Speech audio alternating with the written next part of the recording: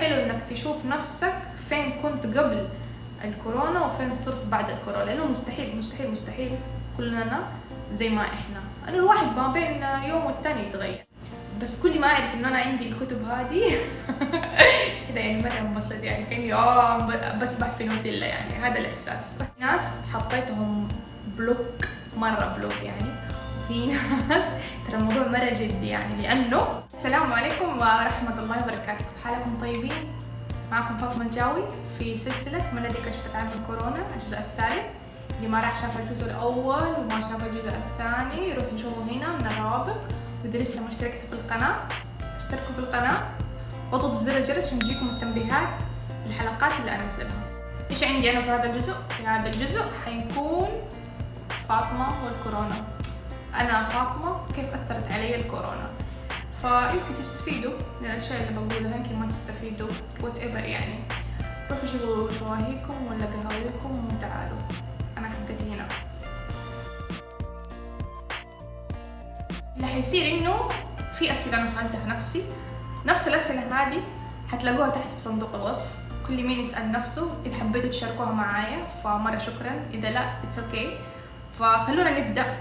إذا في ناس عارفين، أنا صار لي محجورة مع فرد واحد من العيلة اللي هي أختي، الباقيين كلهم في مكة وأنا في جدة، فيمكن ما شفت أهلي تقريبا من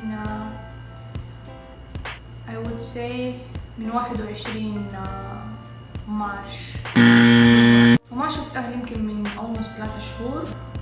فتحوا مكة، مو فتحوا مكة، بس إنه أختي تطلع تشتغل وتخالط وأنا بخالط أختي، وعندي أمي وأبوي الله يحفظهم، فالوضع كان ريسكي، فصراحة ماني حابة أخذ الخطورة هذه، فالله كريم إن شاء الله، الله يجيب الخير. طيب خلينا نبدأ. أنا نفسيا كيف أثرت علي كورونا؟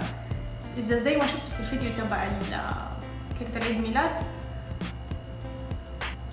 أنا ما توقعت إني أستمتع بهذه الدرجة، يعني لدرجة سويت أشياء مرة كثير من زمان أبغى أسويها، وعلى قد ما مرت almost 3 شهور أنا برضو في أشياء لسه ما خلصتها. يعني أنا من زمان الدنيا دنيا أنا أسوي الليستة هذه أحط فيها الأشياء اللي أبغاها. تخيلوا في عندي مواضيع في الليستة يعني يمكن صار لها almost 2 سنين تقريبا وأنا ما خلصتها، فلقيت الوقت المناسب إلا ما في شيء شاغلني دحين حاليا غير إني أسوي الليستة هذه اللي لسه تخيلوا إلى الآن ما خلصت. أوكي شوفوا، أنا بعد ما رجعت من الابتعاث دخلت ديب ديبريشن، اكتئاب مرة شديد، يمكن تقريبا مدة 6 شهور تقريبا. هو شيء مرة طبيعي ترى، بس أنا ما كنت مستعدة له، يعني مش بالشكل اللي مريت فيه يعني. فاللي صار إنه أنا كنت إنسانة مرة أكتف، وأروح وأجي وعندي روتين من الساعة 4 الصباح أصحى ما أنام من الساعة 8 في الليل وكذا، يعني كان طول اليوم عندي شغل شغل شغل شغل، وبعدين فجأة كذا 6 شهور ما في شيء. يعني مو ما كنت ما أسوي شيء، بس إنه نفس الأشياء اللي كنت أسويها اللي كانت تحسسني فاطمة أنا بطلت أسويها، فدخلت الاكتئاب الشديد هذا، وكمان عدم الاستقرار، لأنه من يوم ما نقلت من أمريكا رجعت نقلت يمكن هذه 3 مرة نقول فيها، فكان الوضع مرة كده متدربك. الفترة هذه حقت كورونا خلتني أجلس مع نفسي، بحيث إنه صرت أسوي تقريبا بعض الأشياء اللي كنت أسويها زمان. فيعني النقازي هذا اللي جواتي هجد يعني. فأنا من ضمن الناس دول اللي ممكن بعد الشر يعني إذا خلصنا من كورونا أخذ إجازة، بس عشان أقعد في البيت كده أسوي مع نفسي إعادة برمجة، إعادة تهيئة، جرد. أول أنا كنت أسمع من الناس إنهم ياخذوا إجازة ويجلسوا في البيت، أنا was like كيف تاخذوا إجازة تجلسوا في البيت ما تسافروا؟ يعني أنا من النوع اللي ما أروح ما أجي، بس أحب أسافر يعني. فما عندي مشكلة، أنا مرة من النوع اللي الوضع مرة مناسبني، اللي ما أصلاً أخرج ولا أشوف الشارع إلا من الدوام للبيت ومن البيت للدوام. أول كمان كنت أروح الجيم عشان إنه كان ما أحتاج إنه أدخل في معمعة وزحمة، كنت أروح برجولي. فدحين نقلت وما أعرف مقفلين الجيمات، فصرت أسوي جيم في البيت. فاتس اوكي يعني. أحس أنا صرت مرة مقدرة هذا الهدوء والسكون. الأصوات تزعجني بشكل، مع إنه أنا صوتي إنسانة صوتها عالي وصوتها جهوري، بس ما أعرف سبحان الله إيش يمكن عشان فترة طويلة، يمكن 7-8 سنين عشت لوحدي ما أسمع إلا صوت نفسي. فأنا من الناس اللي سبحان الله صار عندي تقدير كده، أفتح الشباك ما في إلا صوت زقزقة العصافير يعني. أنا مرة من الجو هذا يعني. وصراحة من قبل فترة الحجر أنا مسوية لنفسي الليستة هذه تبع الأسئلة، جاوبت عليها، وبعد شهرين يمكن رجعت زرتها. اليوم سويت عليها كم تعديل كده، بما إنه في أشياء انتقلت من قسم لقسم. فخلونا نبدأ. إيش أكتر 3 أشياء زاد تقديري لها في خلال فترة الحجر؟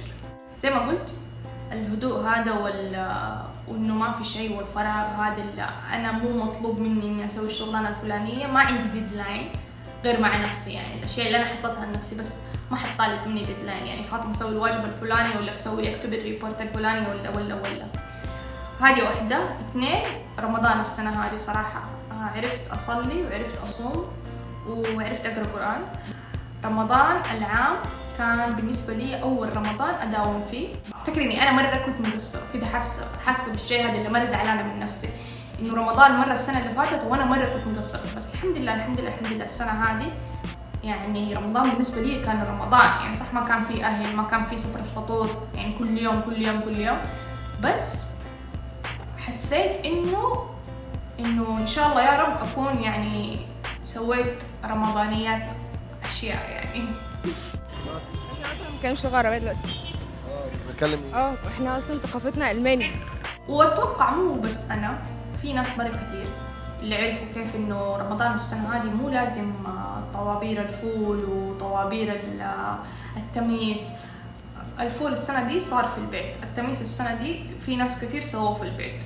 انا مرة افتكر كنت ساكنة في هاواي واشتهيت تميس سويته في البيت. يعني يصير مو ما يصير يعني، بس رمضان السنة هذه ورانا انه ترى مو لازم زحمة، مو لازم عجقة، مو لازم الناس هذول اللي اشتروا كل سنة نحاس للبيت وصحون ومدري ايه، شيء كله جديد. سبحان الله يعني. العيد السنة دي كان عيد العافية يعني، وكان مرة حلو. أنا بالنسبة لي إنه أنت تستشعر إنه العيد السنة هذه عيد العافية، مش الملابس الجديدة، مش الأطقم الجديدة، مش اللحاف الجديد. كان مرة نعمة بالنسبة لي الحمد لله. 3 أشياء كان نفسي أتعلمها خلال الحجر وماني قادرة أتعلمها. وليش ماني قادرة أتعلمها؟ بالنسبة لي من زمان نفسي أتعلم قانون، كيف أعزف قانون، بس أصلاً ما عندي القانون يعني، ولازم أشتري قانون. وأصلاً أنا دحين ما لقيت مكان أشتري منه قانون. فإذا تعرفوا مكان أشتري منه قانون اكتبوا لي تحت في الكومنتات. مرة سيريس يعني، مرة جدي الوضع. أتعلم خياطة. زمان أيام ما كنت في أريزونا كان عندي ماكينة، فما كنت مثلا أسوي أشياء مرة. أكتر شيء سويته يعني أخيط أطراف. بس أحس إنه أنا إنسانة أحتاج ماكينة الخياطة في بيتي دائما لأنه دائما أخيط أشياء يعني، ما أعرف ليش يعني. دائما أقصقص وأخيط وما أدري إيش. حقين إنستغرام عارفين الهرجة. كمان كان نفسي في بداية الحجر إني، وللآن نفسي أنزل مكة وأشوف أهلي، بس ربي كريم إن شاء الله. 3 أشياء كنت أبغى أعملها وقدرت أعملها خلال فترة الحجر. بما إنه أنا لسه ناقلة بيت جديد ما صار لي 6 شهور حتى، فأحتاج أفرش يعني. فقدرت الحمد لله، مو كليا جزئيا، قدرت أفرش الغرفة دي اللي أنا جالسة فيها. فأحيانا ترى تسمعوا صدى بس عشانها almost يعني مو مرة مليانة ترى. وقدرت أفرش الصالة. حسيت إني مستقرة يعني، حسيت فاينالي بالاستقرار. هذا الإحساس ده أقول لكم حق النقازي هنا يعني، بديت يعني أحس بالاستقرار يعني. اللي بعده 3 مهارات جديدة تبغى تسويها خلال الحجر. عندي 3 لغات أبغى أتعلمها نفسي، اللي هي التركية والإسبانية والفرنسية. بديت فيها قبل كده، مو بديت فيها، بس أنا من النوع اللي بديت فيها ومخي مرة مليان فبطلت. بس أبغى دحين أرجع. عندي بيسكس يعني، عندي المنهج، عندي الكوريكولم، عندي المصادر. وشوفوا والله الدفتر قدامي أمس طلعته مدري من فين ومغبر. إن شاء الله يا رب أرجع يعني. أنا حاطة لنفسي جدول إنه الأسبوع الجاي أرجع أخذ الكلاسات من جديد يعني، فدعواتكم. أبغى أتعلم مهارة القراءة العميقة. أنا أقرأ مرة كتير، بس اللي يزعلني من نفسي إنه أنا قراءتي كانت متشتتة. قريت كم كتاب يعلمني كيف أقرأ قراءة عميقة وقراءة فيها ما شاء الله. ايه الدول العربية اللي ما بتتكلمش عربي؟ وقراءة فيها تركيز يعني. فوصلت لكم حل إنه واحدة من الحلول إنه أنا أقرأ وصوتي عالي، أو إني أقدر أسمع نفسي عشان ما يتشتت تركيزي، وإنك تقرأ بإصبعك. وفي كذا مهارة تانية بس أنا للأسف لسه ما خلصت الكتاب يعني ما شاء الله. فإن شاء الله بإذن الله أوصل لهذه المرحلة من القراءة، يعني أقرأ أكبر قدر ممكن في أقل وقت ممكن، مع فهم وحفظ للأشياء اللي أنا أقرأها، يعني مو بس أقرأ وأنسى أقرأ وأنسى. المهارة الثالثة إني أتعلم برمجة. يا الله، يمكن صار لي من 2018 وأنا أحاول أتعلم برمجة. ماني قادرة، ما في وقت، وماني قادرة أركز على الشغلانة هذه. فإن شاء الله يا رب.